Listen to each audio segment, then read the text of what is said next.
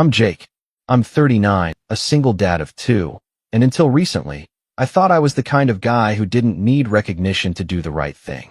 I believed in family, in showing up, in being reliable, even when no one clapped for it. I quietly helped when people needed help, never expecting a thank you card or a parade. I thought that if I kept being the dependable one, eventually, it would be noticed. Or maybe just respected. I was wrong. The story I'm about to tell started years ago, but the real unraveling, the part that made me realize just how entitled and selfish my own family could be, happened last month at my birthday dinner. Before that night, I had already spent years brushing off snide comments, biting my tongue during family events, and covering more emergencies than I could count. But that night flipped something in me. And once it flipped, I couldn't flip it back. My older brother, Greg, is 43 and has always had this self-appointed title of family man. He's the kind of guy who wants praise for basic decency. Helped dad change a tire once. He'll bring it up every holiday. Babysat someone's kid for an hour. He'll want an engraved trophy. Meanwhile, I was just there. Always there. I picked up the phone when my sister needed someone to drive her drunk ex home at midnight. I canceled dates to stay with my niece when Greg's wife had a hospital emergency. I paid for repairs on my parents' roof when no one else stepped up. And I didn't say a word. That was the problem. I didn't say a word. I think that silence made me invisible to them. And when people don't see you, they don't think twice before stepping all over you. Now, Greg has 3 kids. I have 2. We live in the same town, just about 10 minutes apart. My ex moved across the state years ago and barely sees our sons. So I've been raising them full-time, juggling work, school drop-offs, soccer practices, and keeping a roof over our heads. Greg and his wife, meanwhile, hit some rough patches. They fell behind on their mortgage multiple times. Their car got repoed once. His wife lost her job, and he picked up side gigs that never seemed to last more than a few months. Each time, there was a new excuse. The job market's rough, or it's just temporary. And each time, I helped. I didn't wave it in anyone's face. I didn't sit him down and say, "Here's the receipt for the time I bailed you out again." I just helped. Quietly. I covered the difference on their mortgage when the bank sent final notices. I paid to get their minivan back when they had no way to get their kids to school. I sent anonymous money orders when their lights got shut off. And when his car finally broke down for good, I offered to drive his kids along with mine every morning and afternoon. Same school anyway. I added their names to the pickup list, rearranged my schedule, and just made it work. For almost 2 years, I was the school chauffeur. 5 days a week. Rain or shine. I never made it a big deal. Greg always said thanks in passing, and that was enough for me. Or at least I thought it was. The first real hint that something was off came last Christmas. Greg pulled me aside after dinner, right when everyone was starting to open gifts. He patted me on the back like he was about to give a heart-to-heart, and said, "Hey, I noticed you didn't bring anything for my kids this year." His tone was joking on the surface, but his eyes weren't. I blinked, a little stunned, and said, "I thought the Nintendo bundle I gave you guys last month was their present." Which it was.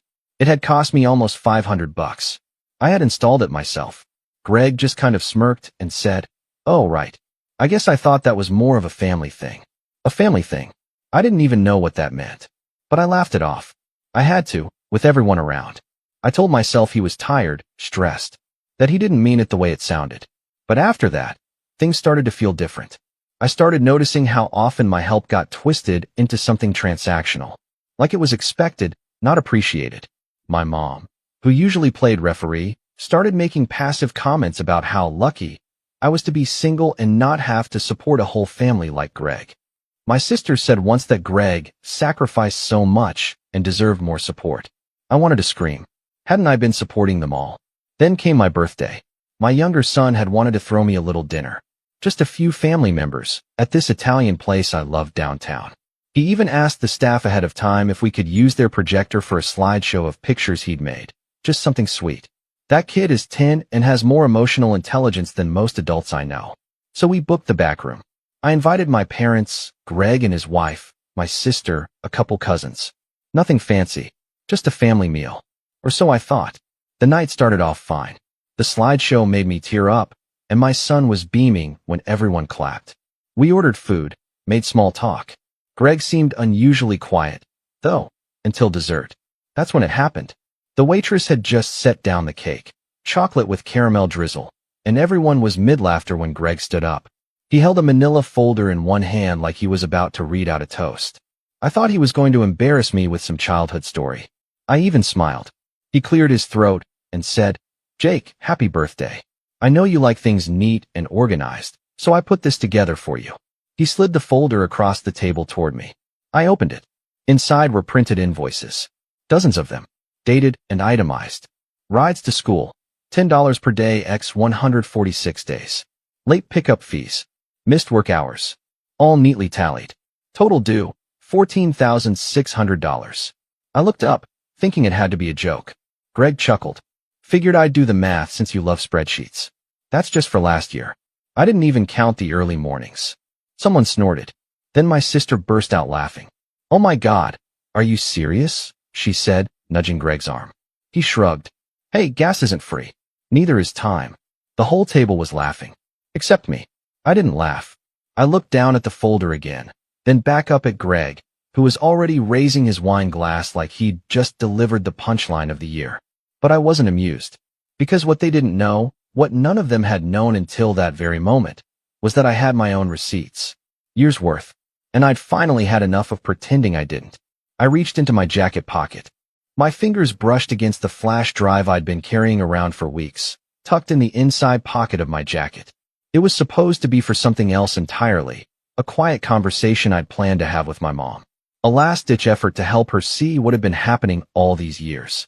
But as I stared at Greg, still grinning smugly with his wine glass raised like he was the king of comedy, something shifted in me. I could feel it. Not anger, not yet. It was colder than that.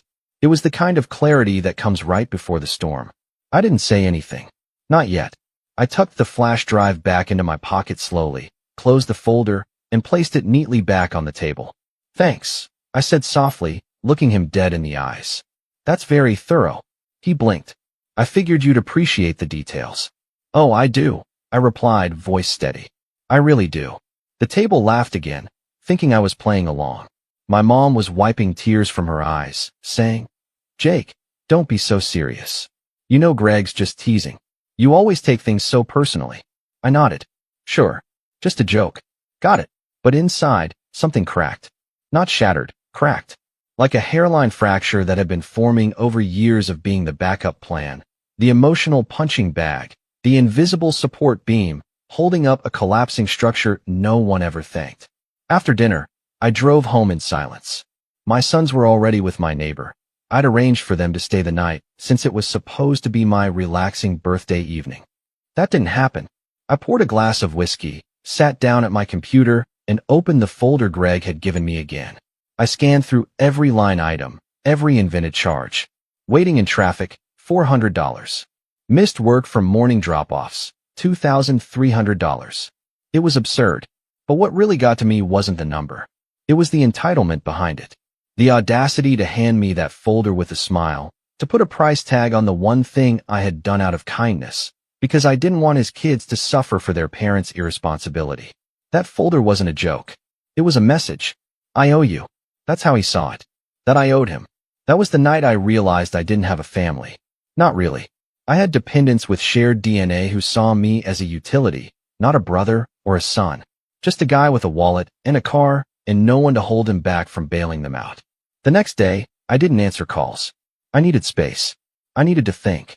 But the universe wasn't done piling it on. 3 days later, my mom called.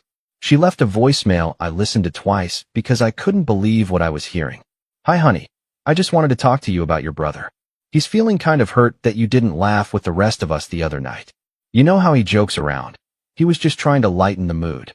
Anyway, he mentioned you haven't paid him yet for all the school runs, and I think you really should, Jake.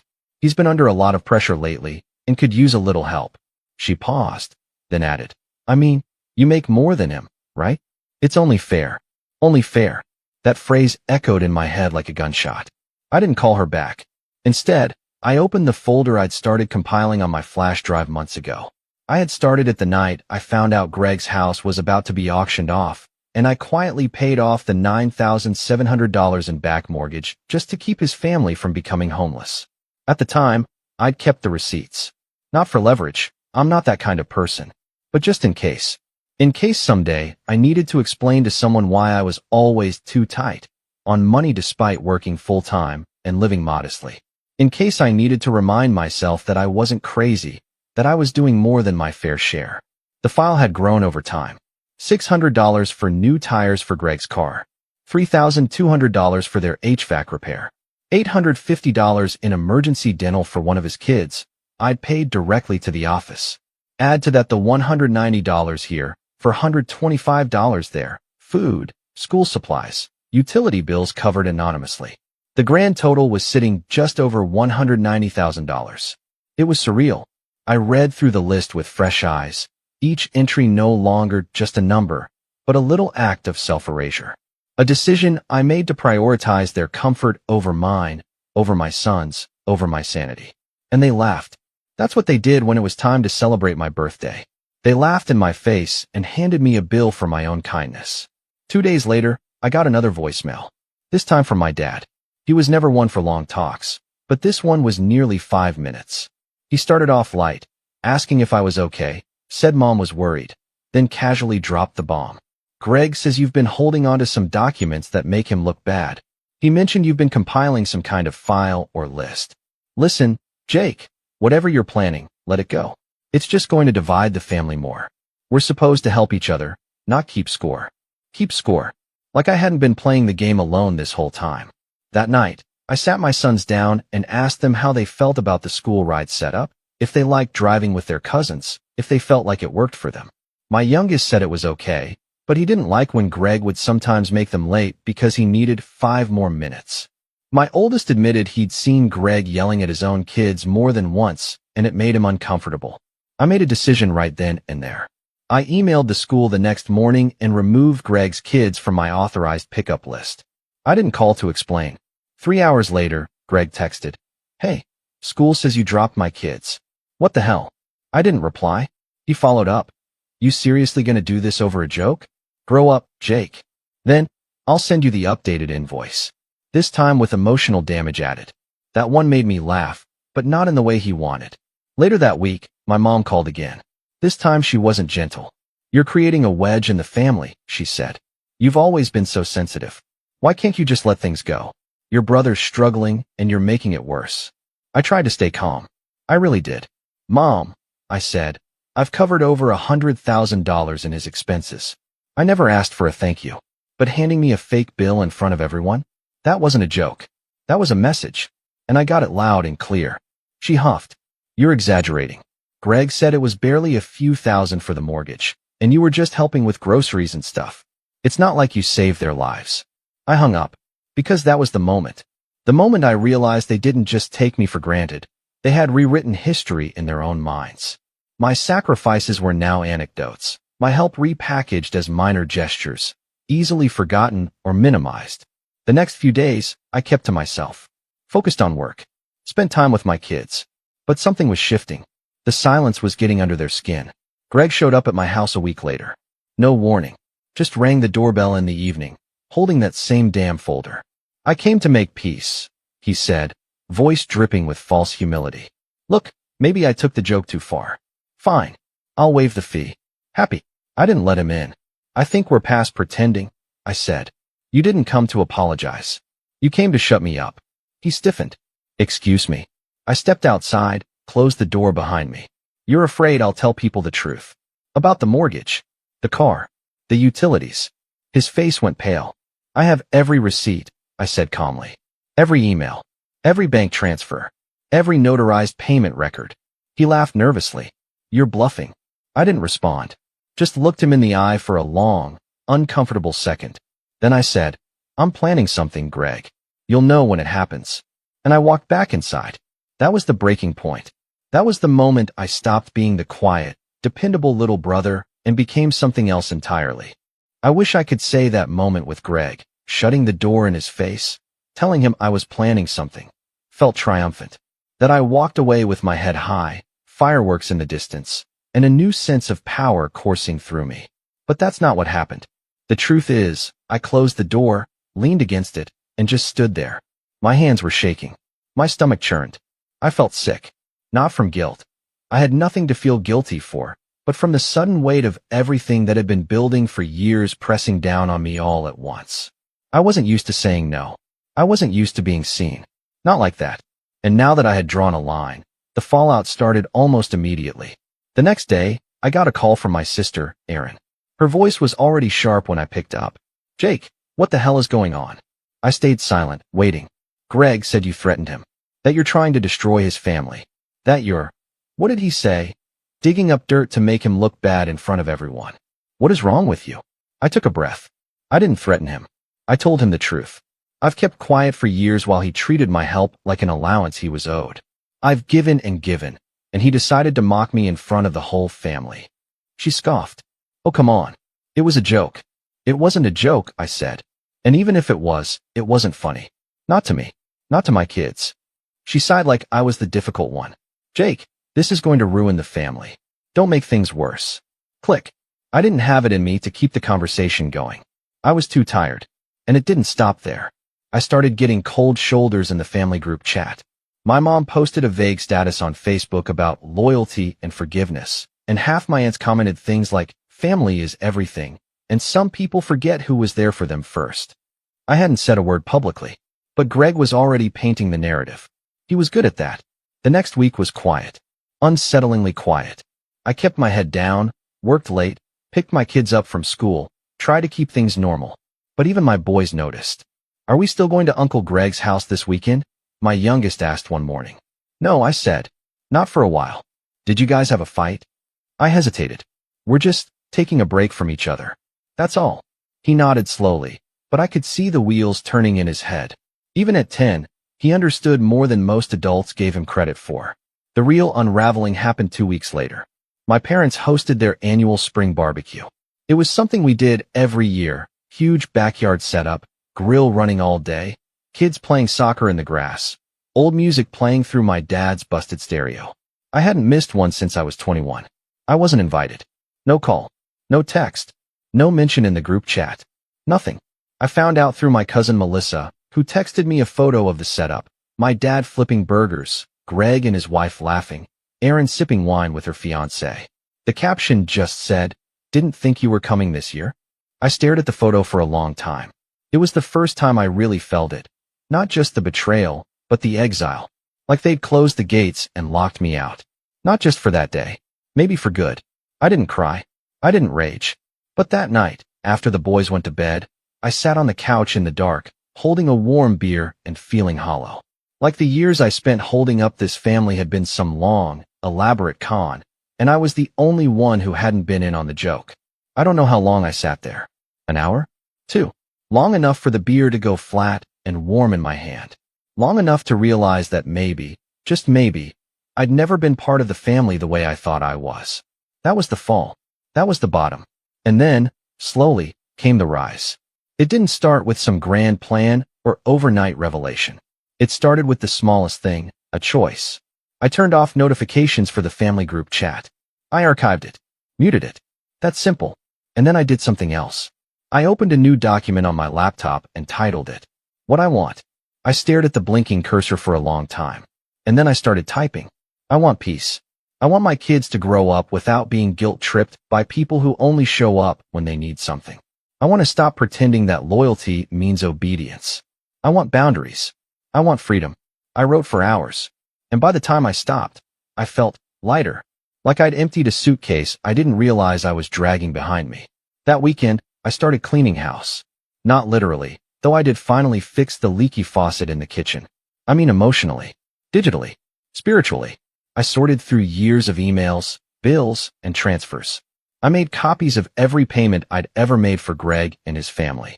I labeled everything. I filed it neatly into folders, both digital and physical. Not out of spite, out of clarity. I needed to see what I had done. And then I started putting that same energy into myself. I'd always had a side project I played around with in the evenings, an app for managing school pickups and carpools. It started as a joke with my sons, something to organize our weekly chaos. But the more I worked on it, the more useful it became. I started refining it, coding features, building a clean interface. And now, with the silence from my family ringing loud and clear, I had the time and motivation to take it seriously. I pulled late nights, built out the back end, taught myself new development tools. I created a beta version. I started reaching out to local parent groups, asking for feedback. I launched a small test group. The response was better than I expected. A few weeks in, a mom from the PDA asked if she could share it with her network. A month later, I got my first licensing offer from a district rep. I wasn't aiming to get rich. I just wanted to build something that worked, something that mattered. But the money started coming anyway. Steady, clean, earned.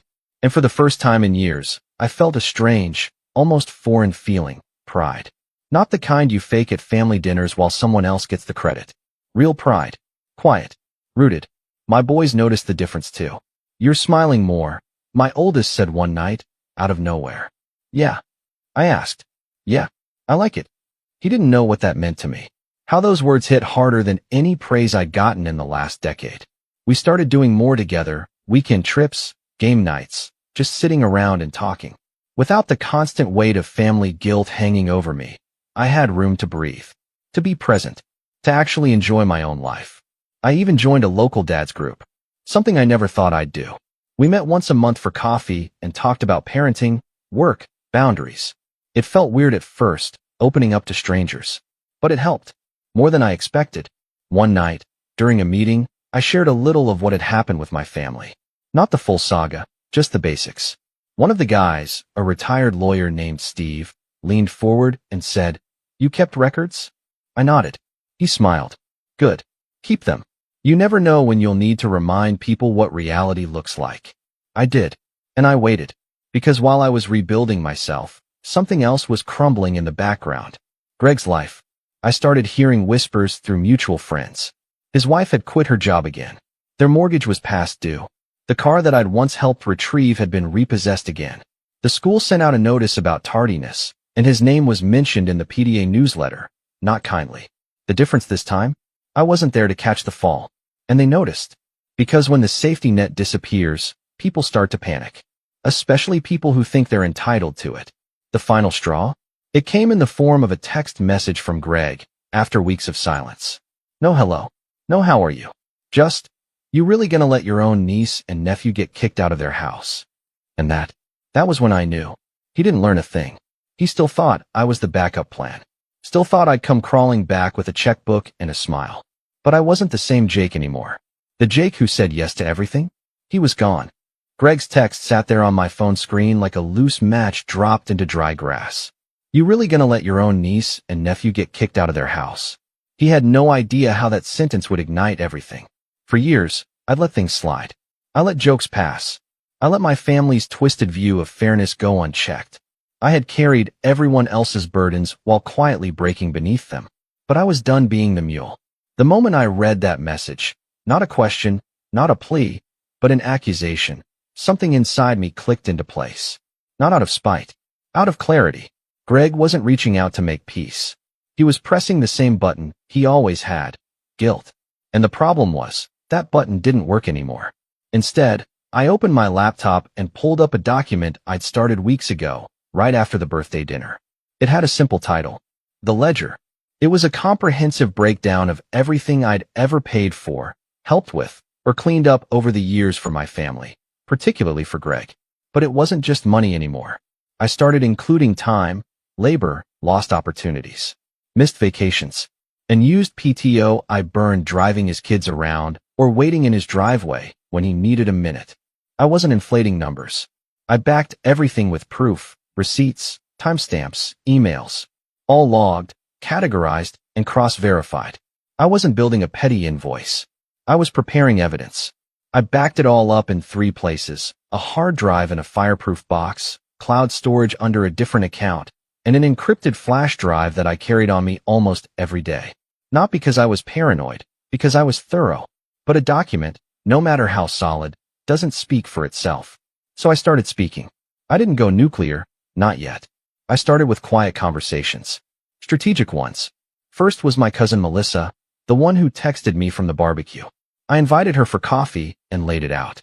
Not everything, just enough. She knew about some of Greg's struggles, of course. But she had no idea the extent of my involvement. The debt I'd erased. The time I'd lost.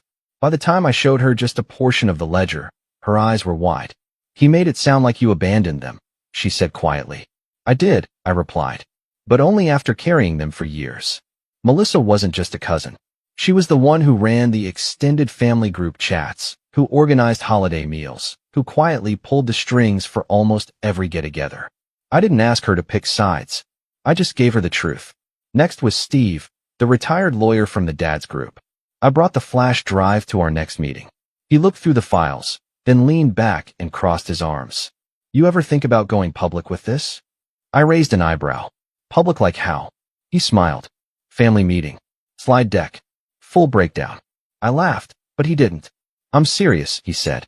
These people build a house of cards on your silence. It might be time to blow gently. Not to destroy. To reveal. I didn't commit to it that night. But the idea planted itself in my head like a seed. Later that week, I called the school district's transportation office and asked to speak with the carpool compliance coordinator. I told them I was just following up on a question from earlier in the year about who was authorized to drive Greg's kids and how liability worked if that person wasn't on file. The woman I spoke to was kind but firm. We have no record of Mr. Greg's vehicle being registered in our system, she said. Technically, if you weren't an authorized guardian, there were several policy violations. I thanked her, hung up, and added that to the folder. Then I pulled out Greg's message again and read it one more time. Let your niece and nephew get kicked out?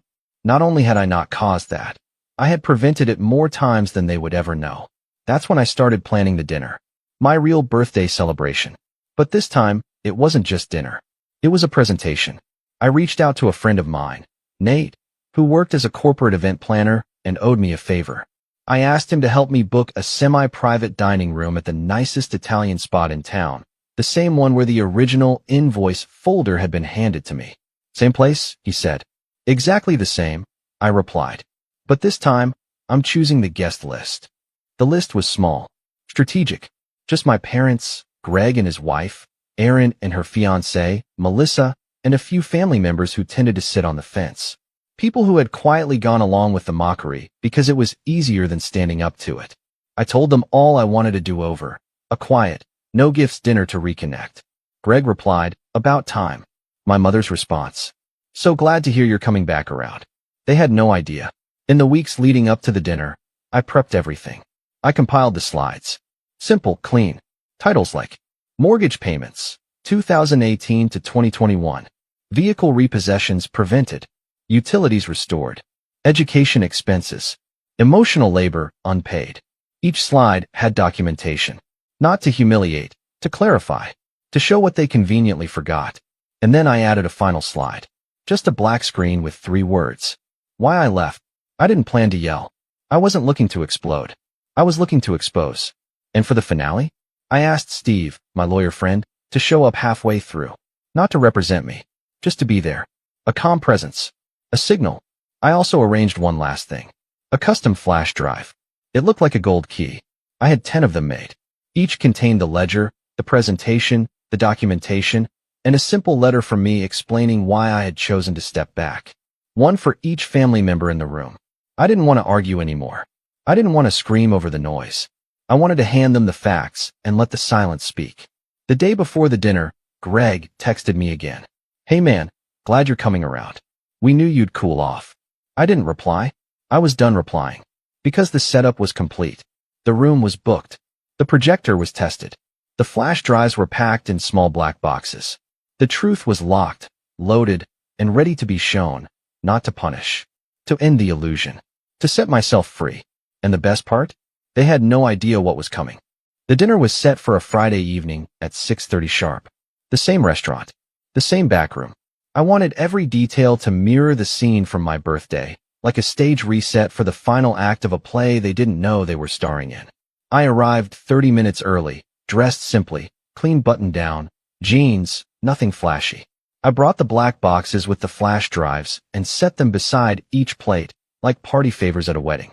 The restaurant manager, a quiet guy named Luis who remembered me from the birthday debacle, nodded respectfully when he saw me. You sure about this? He asked. I nodded once. It's time. By 6:45, everyone had arrived. Greg strolled in with that same swagger he always carried when he felt in control. His wife followed, wearing a smug smile like she'd just been handed a winning lottery ticket. My sister Erin hugged me perfunctorily, barely hiding her condescension. My parents were warm, but cautious. Everyone assumed I was here to apologize, to make peace. They didn't notice the projector already plugged in and ready behind the curtain. We ordered food, made small talk. I let them talk. I didn't interrupt when Greg made a half-hearted joke about surprise invoices. I didn't say a word when Erin leaned across the table and said, "I'm just glad you're not being dramatic anymore." I just smiled. The waiter brought out the appetizers, and I let everyone get a few bites in before I stood up and lightly tapped my fork against the side of my water glass. The room quieted. "I want to thank you all for coming tonight," I began, calm and steady. "It means a lot. I invited you here because there's something I've been meaning to share for a long time." I reached into my pocket and pulled out the gold key-shaped flash drive. The room looked puzzled. Greg squinted. "Don't worry," I said. "I'm not handing out invoices." A few chuckles. "But I am handing out the truth." I nodded to Luis by the door. He dimmed the lights and drew the curtain closed. Then I pressed play on the remote and stepped aside as the projector flickered to life on the screen at the front of the room. Slide 1, $1.90 for 46.17. Subtitle: Amount quietly spent by Jake Andrews from 2017 to 2024 covering family expenses. The room went silent. Click. Slide 2, mortgage payments. Greg's name, the dates, the exact amounts paid, copies of the bank transfers, screenshots of emails from his lender, including a line in one that read, "Thank you for resolving this outstanding amount. We are canceling the auction proceedings as of today." Greg's wife dropped her fork. Click. Slide 3, car payments, towing and repairs, receipts from garages, proof of payment, timestamps, license plate numbers, even the towing receipt from the night their car was impounded. My mother gasped softly. Click. Slide 4, utilities, power company invoices, screenshots of account logins, my name listed as payer on emergency restorations for heat, water, and electricity. Click. Slide 5, child expenses, new school shoes, field trip money, dental copays, lunch accounts quietly refilled. All signed. All time-stamped. All documented. Greg turned red. Not from shame, from panic. He stood up, like he was about to stop the presentation. I raised my hand without even looking at him. "Sit," I said. Something in my voice made him obey. Slide 6, messages. A collage of texts, cropped for clarity. My mom saying, "You make more, it's only fair." Greg's, "I'll add emotional damage to the invoice." Erin's, "You're going to ruin the family." Click. Slide 7, why I left. Black screen. White text. My words, simple and clear. I gave. You took. And then you laughed. The final slide faded. I walked back to the head of the table, calm as ever. "Each of you has a box in front of you," I said. "Inside is a copy of this presentation, all the documentation, and a personal letter from me." No one moved. Greg finally sputtered. "What the hell is this, Jake? You trying to humiliate me? You're turning this into some kind of, what, revenge stunt?" I met his eyes. "No, Greg. I'm turning this into closure." He tried to laugh, but it came out brittle. "So what? You think this makes you look good? That you're some martyr?"